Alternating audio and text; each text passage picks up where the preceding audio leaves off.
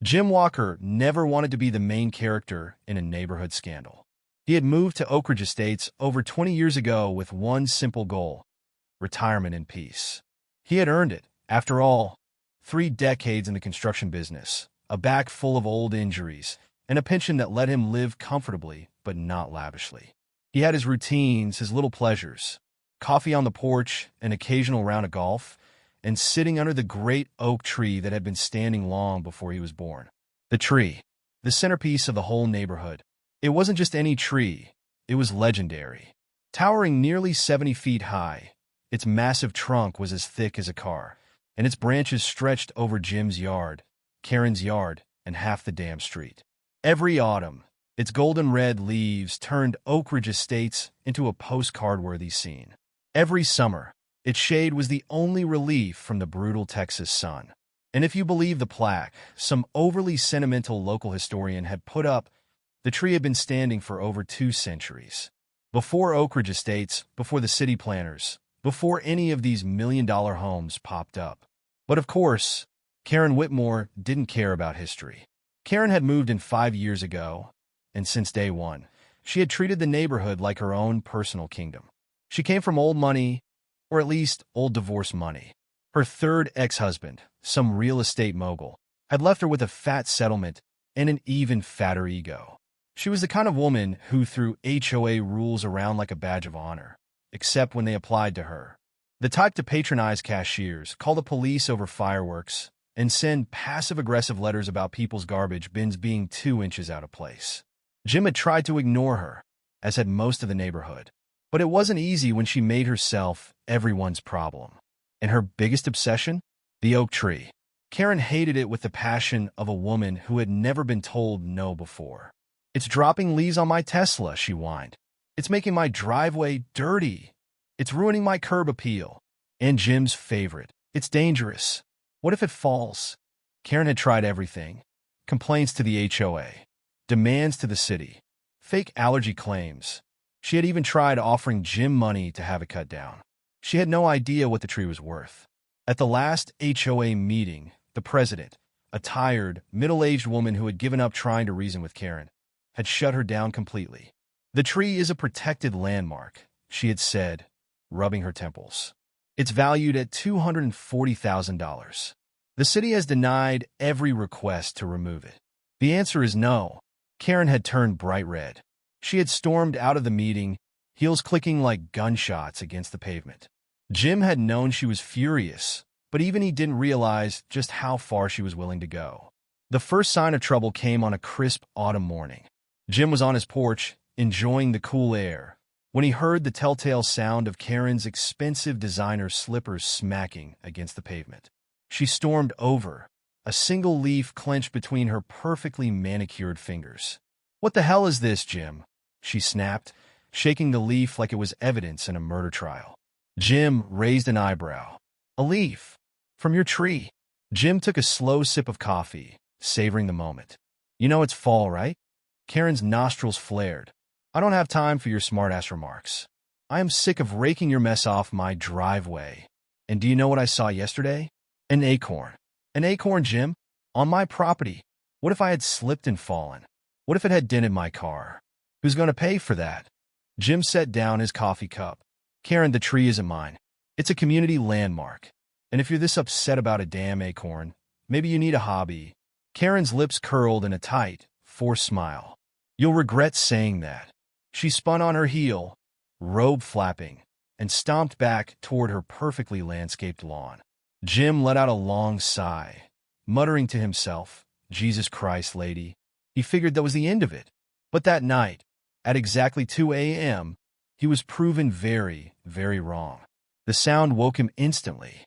A low, mechanical growl, steady and menacing. It took Jim a second to shake off the fog of sleep, but when he did, his gut immediately dropped. A chainsaw. Jim shot out of bed, grabbed his robe, and hurried to the window. The street was bathed in the sickly yellow glow of the streetlights, and at first he thought his eyes were playing tricks on him. But no, there were men in construction vests standing at the base of the oak tree. And Karen was standing on her porch, arms crossed, watching like a damn queen surveying her court. Jim threw open the front door. "Hey, what the hell do you think you're doing?" One of the men, a scruffy guy with a cigarette dangling from his lips, barely glanced up. "Lady hired us to cut a tree." Jim turned to Karen, furious. "Are you out of your damn mind? That tree is protected." Karen smirked, looking way too pleased with herself. "Oh, Jim, it's just a tree, and it's mostly on my side. I can do what I want." Jim's blood pressure spiked. "Karen, you can't just—" "Relax," she interrupted, waving a manicured hand. "By morning, it'll just be firewood." That's when Jim noticed something. The trunk was already half cut. And the tree? It was leaning. Jim's stomach twisted into a cold knot. "Karen," he said slowly, dead serious now, "you need to stop this right now. That tree is heavy as hell. And if it falls the wrong way—" But Karen wasn't listening. She was laughing. And then, crack! For a moment, time froze. The worker's head snapped up. Karen's smirk vanished. And then, boom! The entire tree collapsed, its ancient weight slamming down with the force of a wrecking ball. Straight onto Karen's house. Glass shattered. Wood splintered. Her pristine white Tesla disappeared under tons of oak. The street went dead silent. Jim turned, heart hammering, and saw Karen standing in absolute shock. And then, like the true Karen she was, she slowly turned toward him and shrieked, "This is your fault." The dust hadn't even settled before Karen started screaming. Jim barely had time to process the fact that a 2-century-old tree had just annihilated her house before she was in his face, finger jabbing at his chest, her shrill voice rattling his eardrums. "You did this," she shrieked. You sabotaged me. You set me up." Jim stared at her, utterly dumbfounded. "Karen, are you out of your goddamn mind?" Her house was gone. The roof had caved in. The second floor was completely obliterated, and her precious Tesla, which she had literally called her baby on multiple occasions, was flattened under 6 tons of oak. The streetlights cast an eerie glow over the wreckage, making it look like something out of a natural disaster documentary. And yet, in true Karen fashion, she didn't seem concerned about her safety or the illegal mess she'd created. No, she was too busy trying to blame someone else. "You knew this would happen," she screeched, wild-eyed, pointing a trembling, accusatory finger at him. You let this happen on purpose. This is an attack on my property, and I swear to God, I'm calling the police." Jim ran a hand down his face, trying to decide whether to laugh or lose his mind. "The police?" he repeated, staring at her. "The police, Karen? Are you serious?" She whipped out her phone and started frantically jabbing at the screen. "Oh, I'm dead serious, Jim. You're going to jail for this." Jim let out a long, slow sigh and turned to the 3 unlicensed workers who were still standing a few feet away, looking guilty as hell. The guy with the cigarette, who had introduced himself earlier as Mikey, clearly understood they were in trouble and started edging toward his truck. "Don't even think about it," Jim barked at him. Mikey froze. Karen, who had no idea she had just incriminated herself beyond repair, was still on the phone. "Yes, 911? I need to report a crime. My crazy neighbor just vandalized my house with a tree." "Yes, I said a tree." Jim shook his head. Jesus Christ. By now, the whole neighborhood was awake. Porch lights flicked on. Pajama-clad neighbors peeked out their windows. Some bold ones, like old Mrs. Hendricks from across the street, marched right outside, arms crossed, lips pursed in judgment. And as the scene unfolded, the murmurs started. "She finally did it, didn't she? She's been talking about cutting that tree for years. Did she actually hire those guys? Who the hell cuts down a tree at 2 a.m.? Then, from the back of the gathering crowd, someone let out a sharp, delighted cackle. It was Mark Dawson, the HOA president's husband. "Oh my God!" he wheezed, doubled over in laughter. "She actually tried to cut it down herself? And it fell on her own damn house? That did it." A ripple of choked laughter spread through the crowd. People were covering their mouths, trying to stifle their amusement, but it was too absurd, too ridiculous to ignore. Karen's face turned purple. "This isn't funny," she shrieked, waving her arms. "I've been attacked." Jim just folded his arms. "Attacked? You paid a bunch of criminals to illegally cut down a city-protected tree, and it backfired. That's not an attack. That's karma. Karen let out a high-pitched screech of rage. But before she could respond, red and blue lights flashed at the end of the street. Cops, firefighters, and Karen losing her mind. 2 police cruisers pulled up, followed by a fire truck, probably called by a neighbor who saw the mess and assumed it was some kind of catastrophic accident. The second the officers stepped out, Karen switched tactics immediately. She ran toward them, tears miraculously appearing in her eyes. "Oh, thank God," she sobbed, clutching at her chest like she was about to faint. "Officer, you have to arrest him." She pointed at Jim. "He did this. He destroyed my house. He's been threatening me for years." The cops, clearly exhausted and too old for this kind of suburban nonsense, looked at Jim, then at the tree lying on top of Karen's collapsed house, then at the 3 shady-looking workers trying to sneak away. Officer Martinez, a stocky man in his 50s who had definitely dealt with Karen before, let out a slow sigh. "Ma'am," he said flatly, "why is there a chainsaw in your yard?" Karen froze. For half a second, her brain visibly short-circuited. Then, without missing a beat, she pointed at Jim again. "He must have put it there," she gasped. "Yes. He probably hired those men to set me up. This is an elaborate frame job." Jim barked out a laugh. "Are you hearing yourself?" he asked. "You think I, a 62-year-old retired contractor, hired criminals to cut down a tree I liked just to what? Frame you?" Karen's eyes darted around wildly, searching for support, but her audience had turned against her. "Oh, come on," she whined. "You all know how obsessed Jim is with that tree. He probably poisoned the roots, so it would fall on my house. That was too much." Old Mrs. Hendricks actually laughed out loud. "Karen," she called from her porch, arms crossed, "that's the dumbest thing I've heard in 50 years. And I lived through the 70s? Karen's face went beet red. The officers exchanged a look.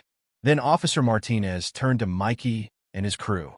"Fellas," he said, tone dry, "care to explain what you were doing here?" Mikey sighed. He knew the game was up. "The lady hired us," he admitted, jerking a thumb toward Karen. "Told us to take the tree down quietly. Paid us in cash, too." The entire street went silent. Karen let out a strangled gasp. I, liars," she shrieked. "They're lying. This is all." But no one was listening anymore. Jim folded his arms, satisfied. Officer Martinez rubbed his temples and muttered, "Christ, I need a raise." And then, with the entire neighborhood watching, he turned to Karen and said the most beautiful words Jim had ever heard. "Ma'am, I'm going to need you to come with me." Karen's screech could probably be heard in the next county. The fallout from Karen's disastrous stunt unfolded like a slow-motion train wreck, and Jim Walker had a front-row seat. In the days after the tree collapse, the neighborhood was abuzz with talk of Karen's stupidity. Even people who had never met her, residents from other parts of town, news anchors, real estate agents, and city officials, were discussing it. The local news ran the story every day for a week. Wealthy woman hires unlicensed crew to cut down historic tree, crashes onto her own house. It was everywhere. On Facebook, on the HOA's newsletter, in the grocery store checkout lines. Hell, even the local coffee shop had a special on their menu called the Karen's Caramel Latte. And the best part? The city government was furious. Karen hadn't just cut down a tree. She had violated state property laws, historical preservation laws, and HOA regulations in a single night of stupidity. She had no permits, no insurance coverage, and now she had no house. The day after the incident, Karen stood outside in her silk robe, looking at the pile of wood and debris that used to be her $1.3 million home. Her precious white Tesla, still pinned under thousands of pounds of oak. As Jim walked by with his morning coffee, he could hear Karen screaming at her lawyer on the phone. "You need to fix this, David," she snapped, pacing on what was left of her driveway. "I pay you too much to sit around and do nothing. This is not my fault."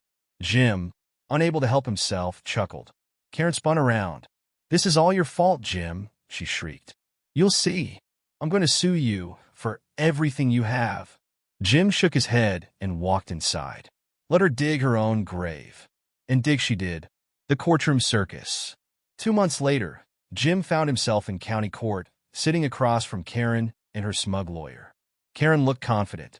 Jim knew better. The jury was made up of regular people, the same kind of people Karen had been tormenting for years. And, as if karma was working overtime, one of the jurors was Mrs. Hendrick's niece, who had personally witnessed Karen screaming at Girl Scouts for selling cookies too close to her house. Karen's lawyer, David Sloan, was a typical sleazy defense attorney, the kind of guy who charged extra for pretending to care. He stood up, cleared his throat, and walked toward the jury, his voice dripping with forced concern. "Ladies and gentlemen," he began, "my client, Mrs. Whitmore, has been a victim of harassment for years. She is a hard-working woman, a pillar of the community, and she has endured constant bullying from her neighbor, Jim Walker." Jim nearly choked on his water. Sloan continued, undeterred. "This man, fueled by personal vendetta, used manipulation and psychological torment to push my client into making a mistake. And that mistake resulted in the destruction of her home, her safety, and her livelihood." Jim saw one of the jurors stifle a laugh. Sloan pressed forward. And worst of all, he didn't stop there. After the accident, he actively worked to turn the community against her, ensuring that she had no support, no resources, and no help when she needed it most. Jim's lawyer, Tom Garcia, let out a slow, deliberate sigh. "Your Honor," he said, standing up, "I think we're all ready for the actual facts now. The case against Karen." Tom walked to the center of the courtroom and picked up a folder. "Ladies and gentlemen of the jury," he said, his voice calm, "let's take a look at what actually happened." He handed a stack of papers to the jury. "These are the official permits and city documents regarding the tree. As you can see, the oak was legally protected under city preservation laws. It was valued at $240,000, and removing it without city approval was a criminal offense." The jury nodded. Tom continued, flipping to another page. "These are the text messages Karen sent to the unlicensed worker she hired." Karen shifted uncomfortably. These messages clearly show her telling them to come at 2 a.m. and to work quickly to avoid HOA interference. The jury's sympathy vanished. Tom then turned to Karen. "Mrs. Whitmore, you claim that Jim manipulated you into doing this. Are you saying you didn't send these messages yourself?" Karen hesitated. Then she doubled down. Well, I thought the tree was dangerous." Tom raised an eyebrow. "If it was dangerous, why didn't you go through legal channels? Why rush to cut it down at 2 a.m.? Karen looked like a deer in headlights. I just—" Tom let the silence stretch. Then he delivered the final blow. "These are the official city fines Karen has been issued for her actions. They total over $175,000. The jury's jaws dropped. "Mrs. Whitmore," Tom continued, "not only are you solely responsible for your own home's destruction, but you also owe the city, the HOA, and your neighbors for damages, legal fees, and restoration costs." Karen's face turned white. The verdict came back in less than an hour. The final verdict. The judge's voice was stern and unwavering. "The court finds in favor of Mr. Walker." Karen let out a strangled gasp. She was ordered to pay Jim for damages to his property, pay back all city fines and legal fees, receive no compensation for her home, as the destruction was entirely her fault, reimburse the HOA for community damage caused by the incident. Her total bill? Nearly $400,000. And since she had spent most of her divorce settlement on luxury goods and renovations, she had no way to pay it. Karen Whitmore was bankrupt. Karen's downfall. Karen tried one last stunt. She started a GoFundMe, claiming she was a victim of injustice. It raised $15 from her own mother. Her home was condemned, her HOA membership revoked, and the bank repossessed what was left of her assets. The final irony? The HOA planted a new tree where the old one once stood. Bigger, stronger, unmovable. And Karen? She got her karma and went bankrupt.